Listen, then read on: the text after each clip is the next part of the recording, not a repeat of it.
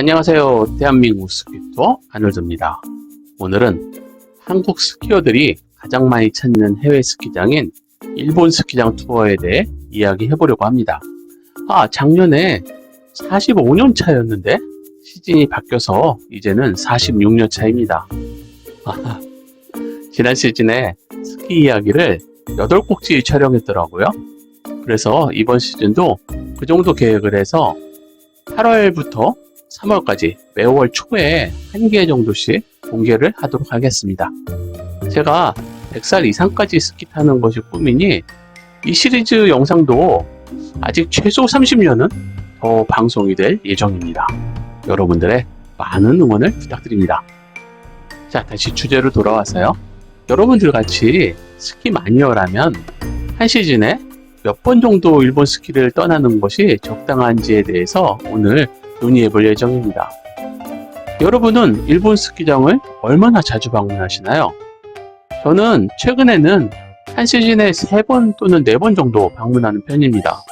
오늘 영상을 통해 평균적인 한국인 스키어가 일본 스키 투어를 떠나는 횟수에 대해 최적의 빈도를 찾아보도록 하겠습니다.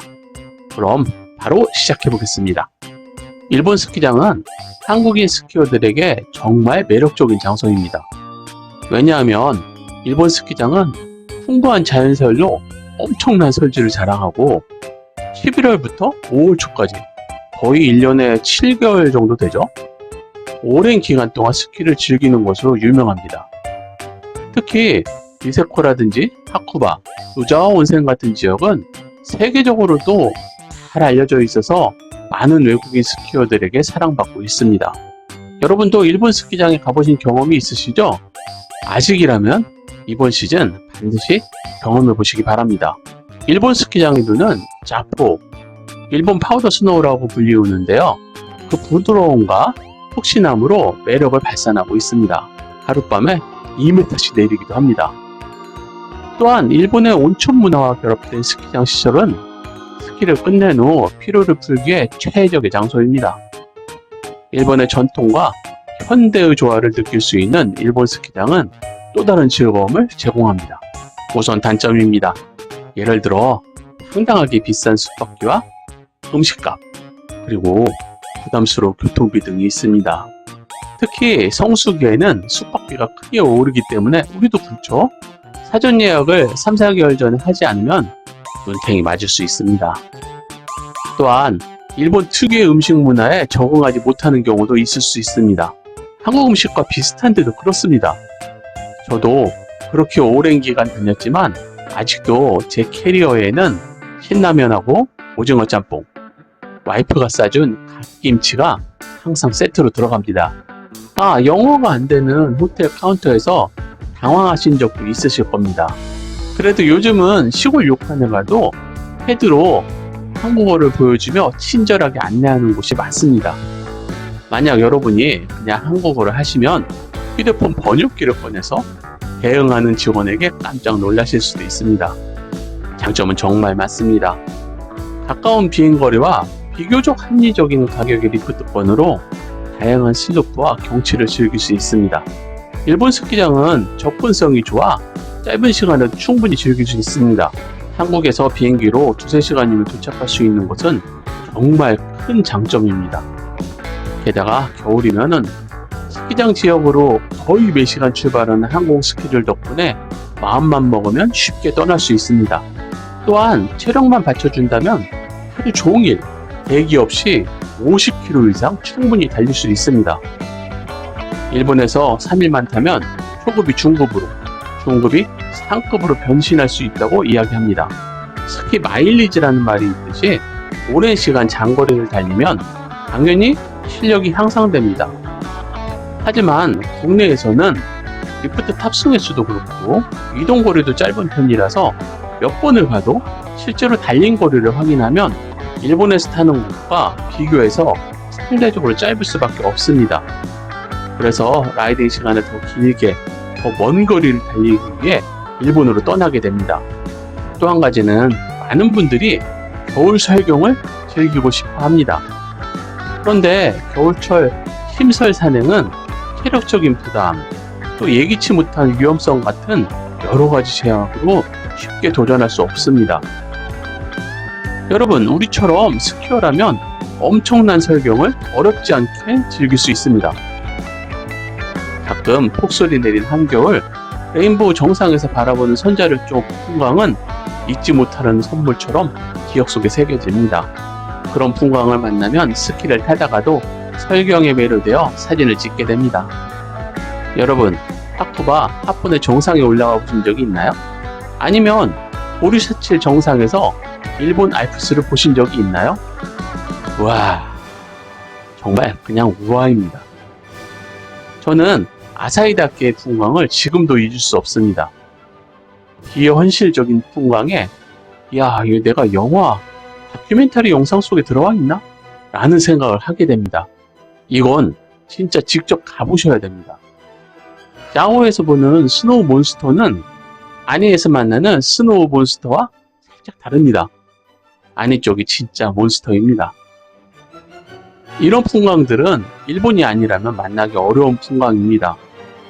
물론 유럽 알프스나 캐나다 휴슬러 같은 곳에 가도 엄청난 풍광을 만날 수 있지만 그곳과는 결이 다른 정말 아름다운 풍광을 일본 스키장 여기저기에서 만날 수 있습니다. 여러분, 이런 장단점을 고려했을 때 대한민국에 살고 있는 보통 스키어라면 일본 스키장 투어를 한 시즌에 몇 번 가는 것이 좋을까요?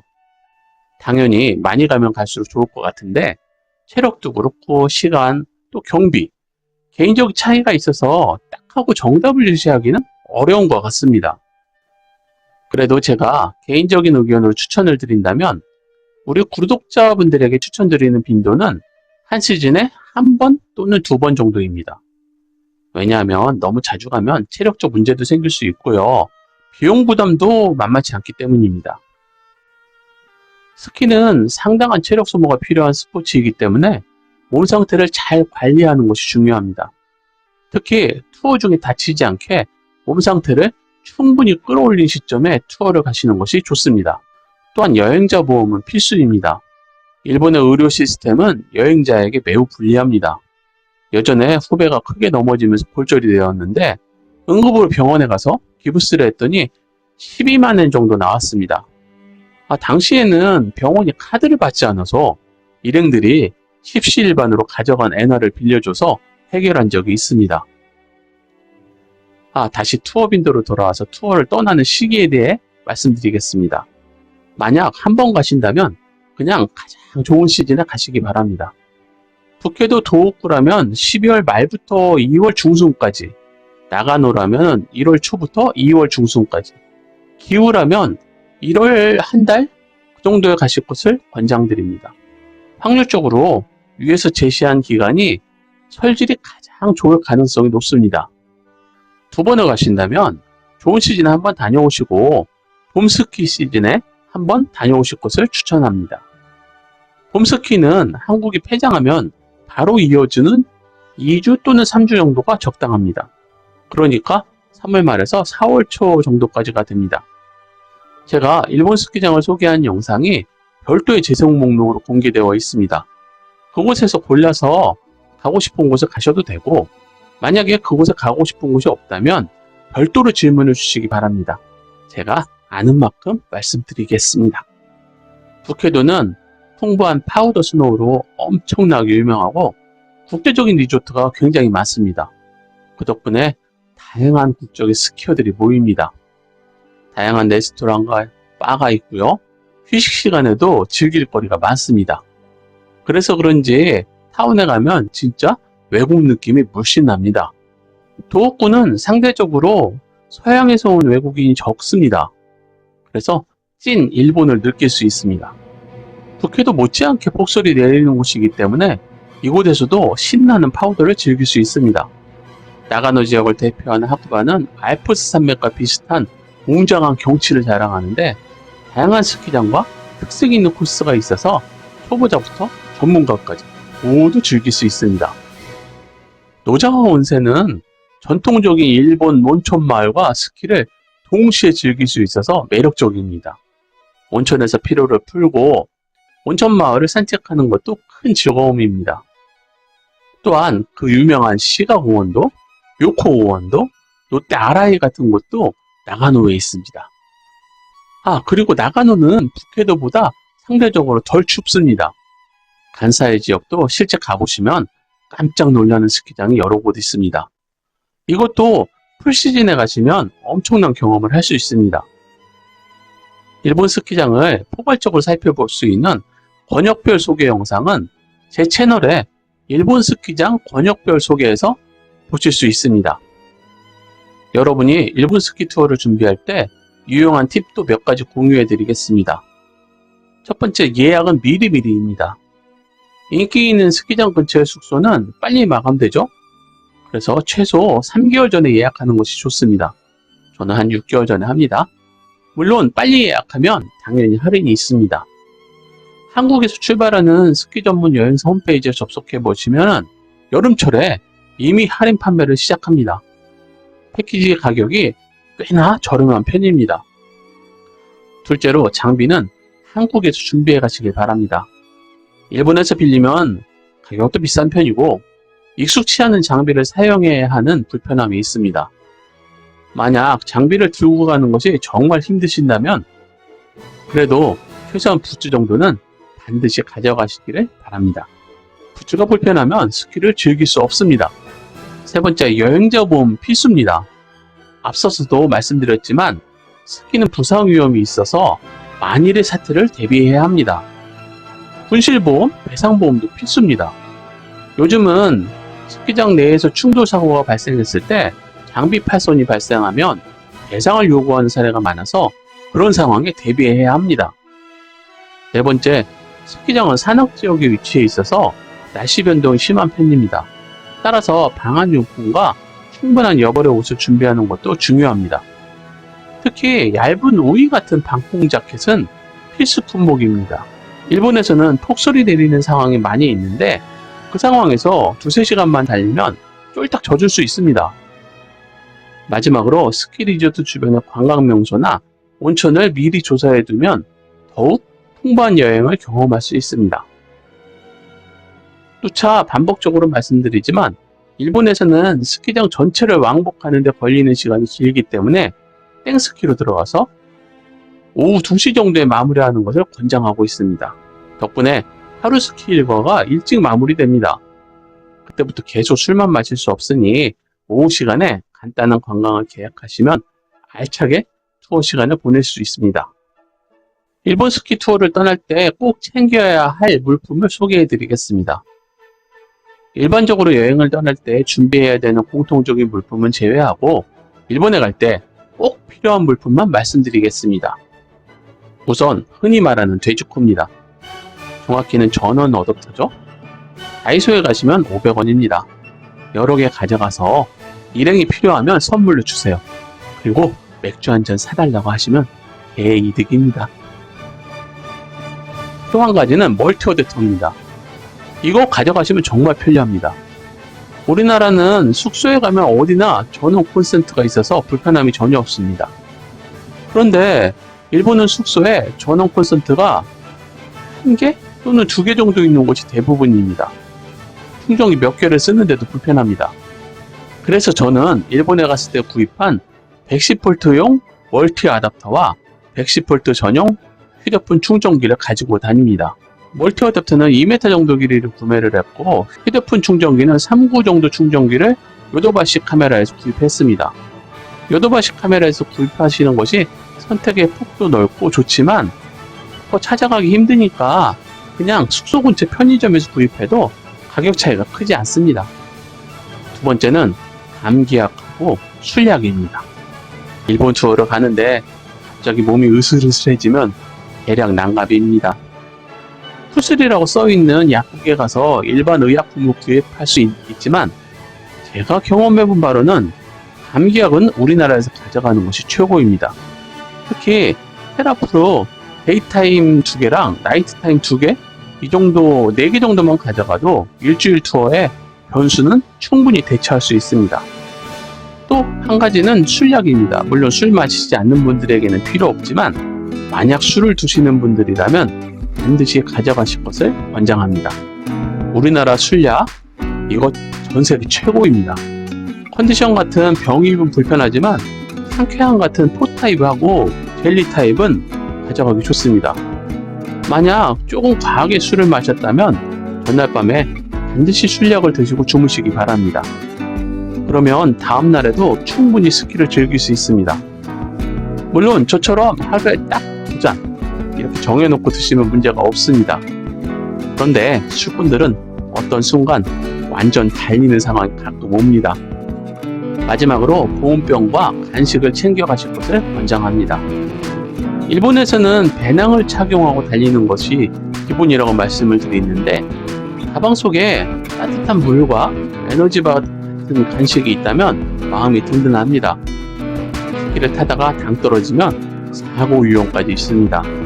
스키 배낭에 비상용품, 호루라기 같은 거 당연히 있으시죠? 일본 스키 투어는 비용이 만만치 않습니다. 항공료, 숙박비, 리프트권, 식비 등 상당한 금액이 드는 편입니다. 따라서 예상 계획을 잘 세우는 것이 중요합니다. 미리미리 저렴한 항공권을 예약하고 스키 여행사에서 판매한 패키지 상품을 이용하면 비용을 절감할 수 있습니다. 패키지 상품은 리프트권, 숙박, 식사가 포함되어 있어 경제적입니다. 특히 스키 동호회에서 가성비 좋게 편성해서 만든 스키 투어 패키지는 정말 좋습니다. 또한 현지에서 식비를 아끼기 위해 간단한 음식을 준비해 가는 것도 좋은 방법입니다. 신라면, 오징어 짬뽕 같은 것을 컵라면으로 준비해 가시면 한 끼 정도 간단하게 먹으면서 한국 음식을 먹는 행복감을 느낄 수 있습니다. 친구들과 같이 간다면 일본 편의점이나 마트에서 각종 횟감을 구입해서 맥주와 같이 방에서 함께 먹으면 저렴한 가격에 맛있는 음식을 즐길 수 있습니다.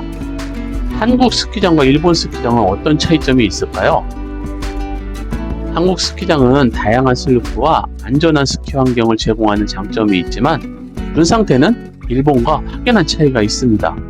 한국 스키장은 시즌 초에 1m 이상의 인공눈을 만들고 그것을 베이스로 해서 보강 제설을 해가며 시즌 영업을 합니다. 반면에 일본 스키장은 개장 전에 1m 이상의 자연설이 축적된 상태에서 그것을 베이스로 계속 내리는 신설을 그루밍해서 사용합니다. 즉 완전히 성격이 다른 설질입니다. 한국에서는 그루밍을 끝내주게 해주는 덕분에 땡스키로 들어가면 2시간 정도 신나게 카빙을 달릴 수 있습니다. 하지만 일본에서는 아이싱 작업을 한 레이싱 코스를 제외하고 카빙으로 쏠 수 있는 곳이 별로 없습니다. 게다가 일본에서는 자연설의 상태 변화에 따른 왁싱 작업이 거의 필수적인 옵션이라 만약 다음날 햇빛이 짱하다는 예보가 나오면 전날 스키하우스에 왁싱을 부탁해 두어야 신나는 활강을 즐길 수 있습니다. 햇빛이 짠한데 그냥 타시면 움찔움찔? 그것도 뭐 특별한 경험입니다. 일본은 대부분의 스키장에 100% 자연설을 사용하는 곳이 많아서 우리나라 같은 설질은 만나기 어렵습니다. 한국에서 타는 습관대로 스키를 타면 특히 카빙 하시는 분들 안쪽 엣지를 살짝 걸어서 넘겨줘야지 하는데 확 돌아갑니다. 아이고 깜짝이야. 야 자연설 이렇구나. 화들짝 놀라게 됩니다. 하지만 그렇게 하루 정도 스키를 즐기면 우와 자연설 스키장 이렇구나 라고 적응하면서 어느새 신나게 달릴 수 있습니다.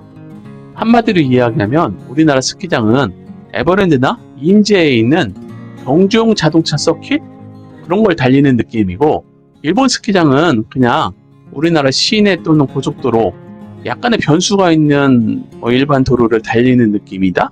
이렇게 표현하면 적절할 것 같습니다. 일본이 절대적으로 좋고 우리나라는 별로다 이런 뜻이 아니고 짜장면 짬뽕처럼 그냥 취향 차이라고 하는 것이 적절할 것 같습니다. 일본 스키 투어는 단순히 스키를 타는 것 이상의 특별한 추억을 만들어줍니다. 아름다운 설경과 함께한 시간, 새로운 친구들과의 만남, 그리고 일본 문화를 경험할 수 있는 기회는 소중한 기억으로 남습니다. 그래서 일본 스키장에서는 스키 실력 향상뿐만 아니라 문화교류, 자연 경관을 즐길 수 있는 경험을 추구하신다면 더 좋습니다. 리프트에서 만나는 일본인 또는 외국인에게 이런저런 이야기를 물어보세요. 짧은 대화라고 해도 새로운 즐거움을 느낄 수 있습니다. 또한 일본 전통 온천 마을을 방문해서 여러 곳의 온천을 즐겨보신다면 와, 이래서 겨울에 온천에 오는구나 라는 행복감을 느낄 수 있습니다. 마지막으로 여러분도 저처럼 일본 스키 투어를 몽땅 잊지 못할 추억을 몽땅 기록해보세요. 특별한 순간을 사진과 영상으로 남겨두시면 두고두고 꺼내보며 즐거웠던 시간을 기억할 수 있습니다.